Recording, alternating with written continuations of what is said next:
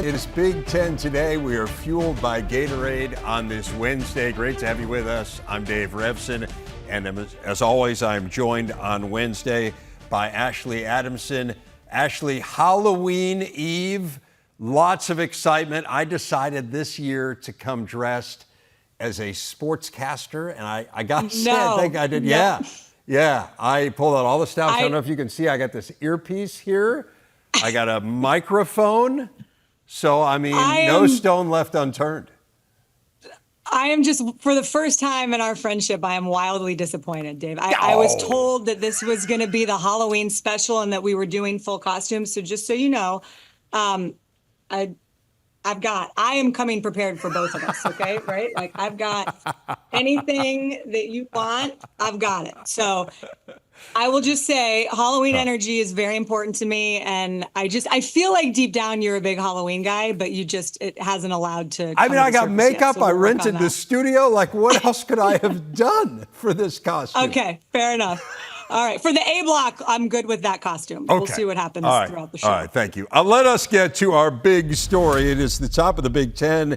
You look at the standings, still 3 unbeatens in conference play, Indiana, Oregon, and Penn State. Ohio State, the only team with just 1 conference loss, having fallen to the Ducks a couple weeks ago in Eugene. Illinois, the other ranked team in the league, the Illini, one of 5 Big Ten teams with 2 conference defeats. And so, Ashley, we are going to, as disappointing as my costume may be to you, we are going to play off of the Halloween theme. And as I kind of alluded to in the open, we're going to talk about what is scariest about each one of those teams atop the Big Ten. And you lead the way with the number 1 team in the nation, Oregon. And I would just say everything is not an acceptable answer.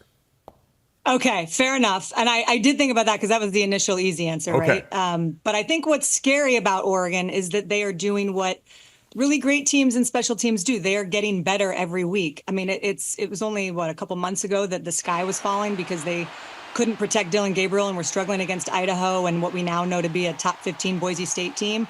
But they did not flinch. And it's not like they've just been lucky and haven't dealt with key injuries at critical positions. It is amazing to think that they beat Ohio State with Jordan Birch. And the biggest thing that makes Oregon scary is that they have their confidence. It's a confidence that you could see as soon as they really started running the ball and getting those chunk plays. They figured out their offensive line. Dylan Gabriel is the face of the offense. Tez Johnson is going to set more receiving records this year. But to me, Jordan James has been the critical piece to what this team is doing. He's averaging 6 yards per carry. And then Noah Whittington has started to show up. Dewan Riggs, the freshman, broke off a big run against Illinois last week. So to me, what is scary about Oregon is that they continue to get better every week and they're evolving.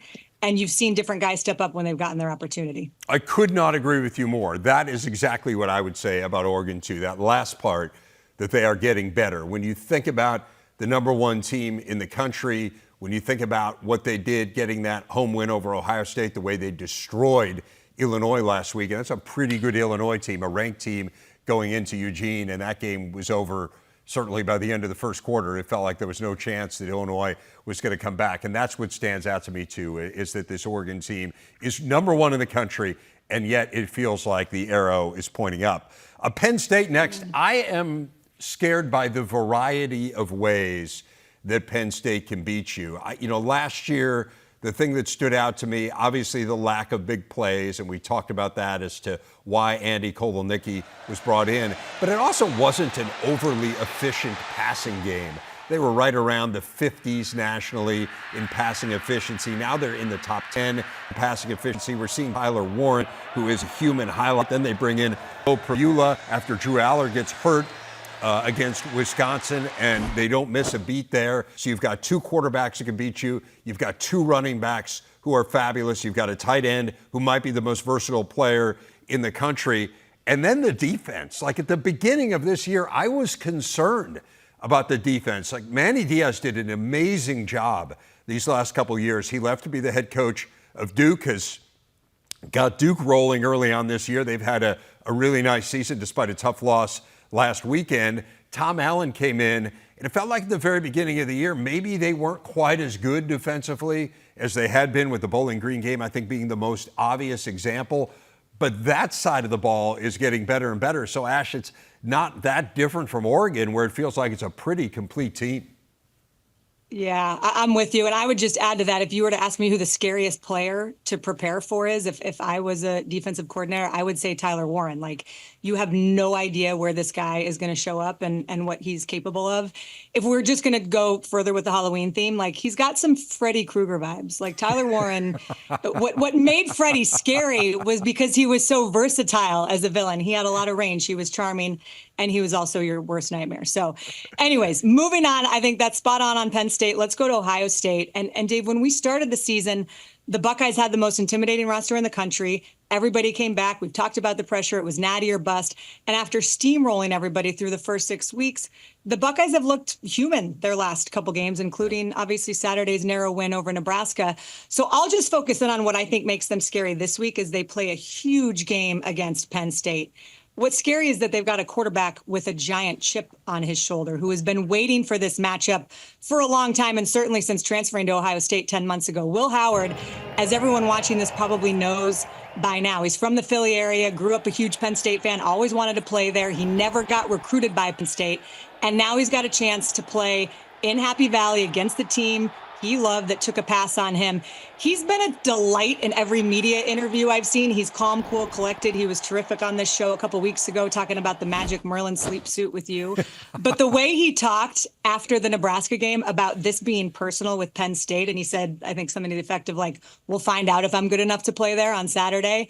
That was a Will Howard that I haven't seen, and I'm here for it. I loved what Jake Butt said yesterday, that anger and resentment aren't always the most constructive emotions in life, but in the game of football, they work. They can be very effective. So I'm looking forward to seeing what it looks like on Saturday. I'm with you. I'm fascinated to see how he comes out. I don't want to go too negative here because I do think it's fair to point out that Ohio State came one play away from beating this team that we've been lavishing with praise in Oregon on the road. So I don't think like everything is falling apart in Columbus, but I'm a little scared for Ohio State with the way they came out last week. It just felt to me like their hair should have been on fire. They had a bye week. They're coming off the Oregon game, had something to prove against Nebraska, and just weren't really able to do it despite coming away with a win. And there's no such thing as a bad win this time of year.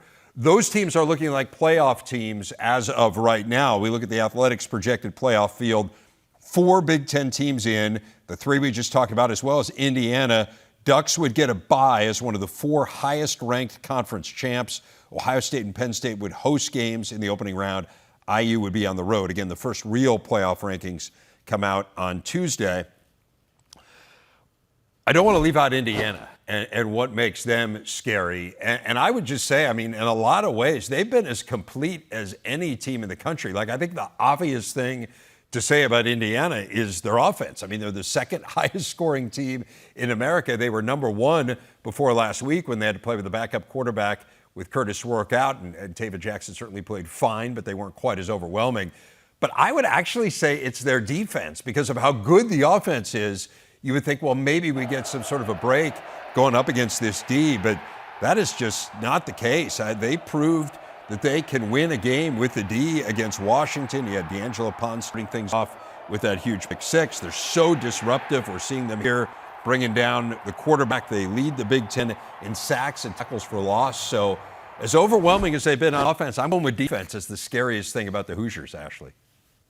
Dave, we've got the same exact notes, and I think that's what I would say. Like, we get enamored with their offense because their margin of victory has been so large, but the defense has been the star. They have yet to give up a point in the first quarter of any game. I would say Indiana is like Michael Myers, the villain that will not die.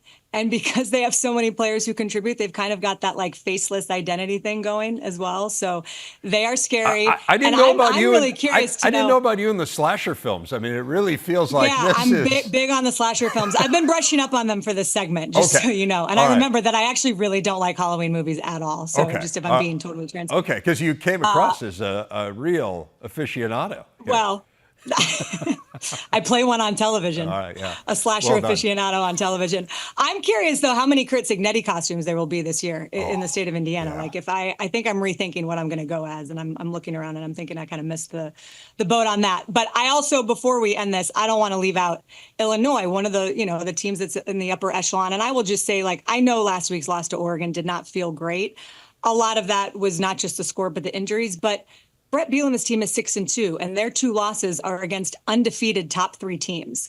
Their schedule was front loaded, and their 2 biggest, challenges probably remaining are Minnesota and Michigan State, and both of those games are at home where they have yet to lose this season. So as far as, Dave, what I think Illinois, what's scary about them, the obvious answer is their physical, their approach, Pat Bryant in the clutch. But to me, their advantage compared to a lot of other teams is special teams.